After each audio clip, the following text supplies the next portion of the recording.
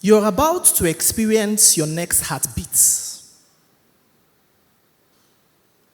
And even if you were asked to keep count, in a couple of minutes you would miss it.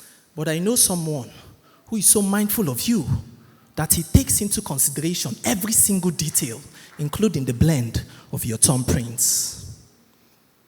He isn't just aware of the configuration and strands of your hair, but just like he too was lashed and his flesh tore to pieces, he knows the exact number of your every single eyelash, even when you pluck them and drop them in single pieces. You see, even up to now, I'm not sure any coach has been able to understand the formation of a baby in the womb. But he knows when the head forms, when the hand grows, and when the legs begin to pop. He is so precise with his timing that in exactly 9 months, your baby will begin to knock. You see, this being is so multidimensional that even metaphysics cannot be able to explain his multifaceted dimensions, because if it tries, it will fall sick. And so at the start, to comprehend, I tried maths and statistics.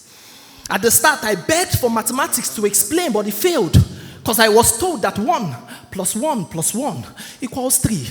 But how can 3 equal 1? And yet this king and being still finds a place to live in me.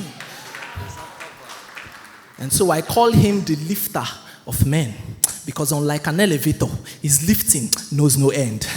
I call him my personal music producer, because he knows my heartbeats. He is the God who in your very absence has positioned men in different places to speak up for you and be your defense, especially in difficult cases. This God is a father who has so given you his beloved sweet sleep like a baby. Do you even know the amount of terror by night sent by the enemy? This God can pick a man from nowhere, raise him up from the dust, and overnight that man becomes a power and a force. I call him my personal CSO, aka Chief Security Officer. He is the one who has so secured your life. Even without having money in your account, you wonder how you still survive. No wonder those who live in Norway can testify that he is the God who makes a way, not where there seems to be, but where there is absolutely no way. He is the healer who has so imparted into you divine health in place of sicknesses and diseases. Go and ask those in the hospital, do you think being healthy is easy? Look at you. How can you even sit down when words like these are being spoken about your king? Do you not feel that prompting on your limbs and tremble in your heart, telling you to rise up on your feet and lift up holy hands to the one and only who fuses eternity into existence, because he is God of the past, the present, and even the future tense. You see, we call him the Alpha, but let me shock you. He's not just more than the Alpha. He began the Alpha. The fact that we call him the Omega doesn't just mean that he's the end. It means that even when your life has come to an end, he is the one who can create a new beginning. That is the God I represent. And so even in the heavens and the earth, let the rolling of the drums be the tongues the drum speaks as it exalts the Father, because he is God like no other. Ikado, Jikalia, Ipalunda, Jeketebedia. Listen, he is the God who intentionally hid one foot of your shoe. Exactly when you were late for that show, just to save you from an accident, the devil intended to make a public show. Do you not know that the devil has tried 1,000,000 ways for you to die, but God said no? He's not just our rock on which we build, he's our shield in the battlefield. And so let your voices rise as you puke out unknown tongues with heavenly diphthongs, giving glory to the one and only who has put life and death in your very tongue. Just look at you now. Look at you. Fine boy, fine girl, fresh man, fresh woman. Everywhere you go, people tell you you are as fresh as tomorrow's bread. You know why? It's because you are still in the mind of this baker. So I don't know what you call him, but Prosper calls him Ekweme. Chioma calls him Chioma. Moses says he is the God too faithful to fail. Nathaniel calls him Onishe Iyanu.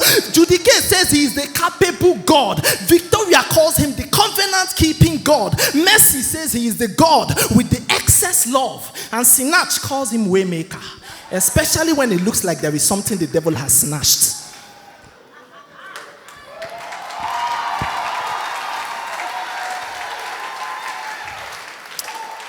So I don't know what you call him. I don't know what name you have chosen to give to him, but I call him Ogani Kuku, Ogana Mo. Because he is the invisible yet visible God. Go and ask Moses and Pharaoh. He is the power that can swallow every other power, because all powers belong to him. And so I call him Ogani Kuku, Ogana Mo, because he moves in the wind and he moves in the spirit. And so I call him Ogani Kuku, Ogana Mo. You see, for some of us, over time, we have compounded spiritual problems from our father's compound, all because of our mother's simple interests.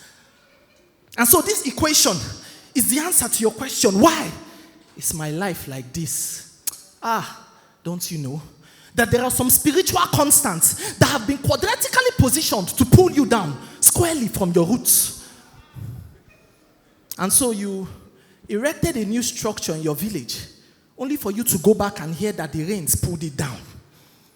You bought a brand new car, only for it to break down before you even went around town. These forces are committed to bringing you back to square one. Kai, but I tell you, be anxious for nothing. Because where their power ends, that is where Ogani Kuku, Ogana Mo begins.